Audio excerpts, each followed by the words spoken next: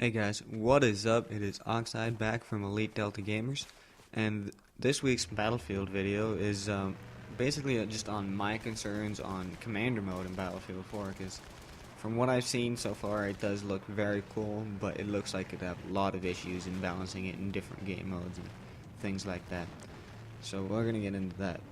And I know it's been very controversial. Some people are saying, yes, we need Commander mode. It's a classic thing we've had since Battlefield 2. We need it back. And then some people are saying, no, it'll decrease team play, which really doesn't make any sense. But it'll hurt the game more than anything. And frankly, I do want Commander mode in it. It seems like a good idea, but it's one of those things that you should only have it in if it's going to be done right. It's one of those things you can't have if it's broken, because then otherwise you're just going to kind of screw up the whole game, because it is really going to be a major component in the game, especially in the bread and butter game modes like Conquest, Rush, and I guess Obliteration will become a big one too now. But it just needs to be properly balanced. There's a lot of issues with just before even getting into the actual perks of being the commander, getting someone into the commander position and out of it if they're not doing a good job. So that's a pretty big concern for me. And really, just there needs to be a fair way of putting someone in the commander mode.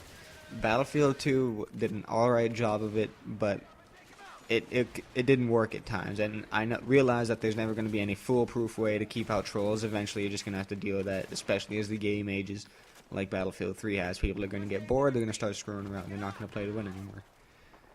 But I do think there is a good way to balance it. And just it should be kind of like, well, I know Battlefield 2 had a voting system, but I think it should be, well, since the commander's receiving the squad feeds from each of the squad leaders should be able to rank the commanders, and it should go sort of like by a ticket count. If you're low on tickets and you're getting absolutely destroyed by the other team, then you're just booted out of commander, no votes, no question about it, and they'll sub in the next guy. And about putting someone into there, I'm not really sure how it would work.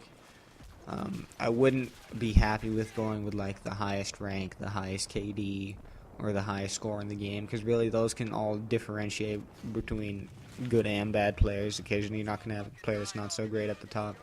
Occasionally you're going to have some of the best players at the bottom focusing more on the objective and not their KD. So really it's one of the things that's really concerning, that can really break the game, because there's not really any foolproof way to do it. You need to find a way to just, well, you can never get around it completely, but you need to get around the majority of it.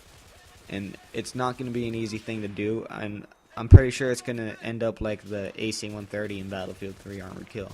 I mean, it's just going to have to go through like 7 different iterations. There's going to be so many times where it's just not working, people are going to be whining about it, and they just need it to be changed.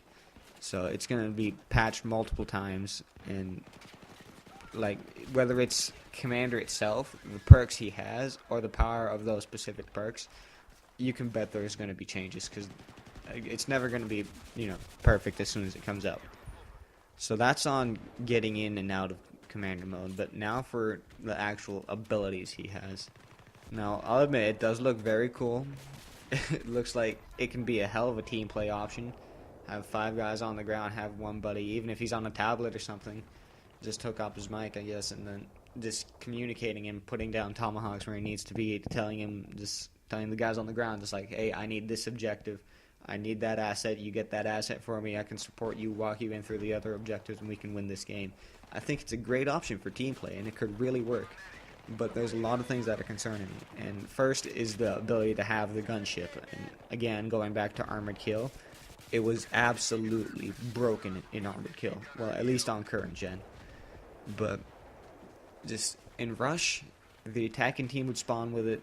You'd need, if there was a good pair of people in there, they could keep it going for a while, even with a couple of stingers on them.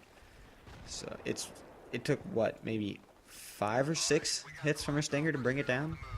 And the jet did help. It did do a lot of damage, but if the other team's got a good pilot, and the fact that they have the gunship and the jet, how long that taking down a jet can delay you from moving on to that gunship, by then that AC-130's already gotten through your lines.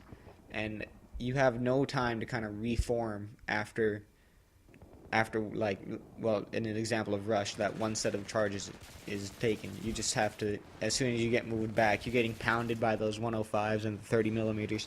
You just have no time to get into a defensive position, and then the American armor will just roll right through you. And it just gets to be to the point where it's unfun. It's especially broken in rush because, like I said, you just have no time to set up a defense. It's very hard to defend an armored kill without taking out the AC-130 right away and not having a good couple of gunners in the gunship. But aside from that, also, it didn't work on, like, that's why I really didn't like armored kill, because it didn't work in Conquest either, just because mainly armored kill maps were huge, and there just wasn't enough players on console. It was just like running around like back in 1942, and now that's kind of boring. So, moving on to the Tomahawk missile. Frankly, I'm not really concerned about this, but I see how it could go wrong sometimes. Like, it seems like it's pretty easy to know when it's coming. Like, you can hear it, you can see it being launched from the ships, at least in Siege of Shanghai. You'll kind of know when it's coming and where it's going to hit. But that doesn't mean it can't be overpowered. I mean, it might be easy to dodge, but it really, you have to wait for the game to come out to really, like, get hands on and know this for sure.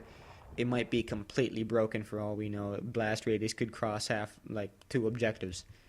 So we're gonna have to wait and see how that one works. But for the UAV and the counter UAV, they could do well. The thing that concerns me though is by using the UAV, you're kind of decreasing the value of the recon class, which I know they're giving it a bit of a buff in Battlefield 4 compared to 3.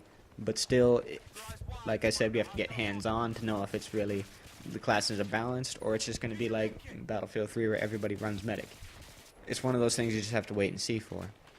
So we really don't know which way it's going to go. And if it decreases the value of the recon class again, then really, recon's just going to go back to the bushwookie sitting in the back of the map. I'm not saying that's not what they do now. Some do. But there's a good number of people who I've played with, especially in the group that I play with, that like they're always on the front lines. They're tagging guys, they're taking them down. Well, they might be carrying a bolt action, but they'll always be in close. They'll always get the objectives, and it makes it really good for gameplay. And supply drop, I don't really think there's a lot of downsides to that. I think it can work well, but it can also, like everything, it can go downhill if you have a bad commander. It all depends on who you have as the commander if you want to win that game. So anyways, guys, thanks for watching. Please remember to like and subscribe, and I'll see you next time, guys. Thanks for watching.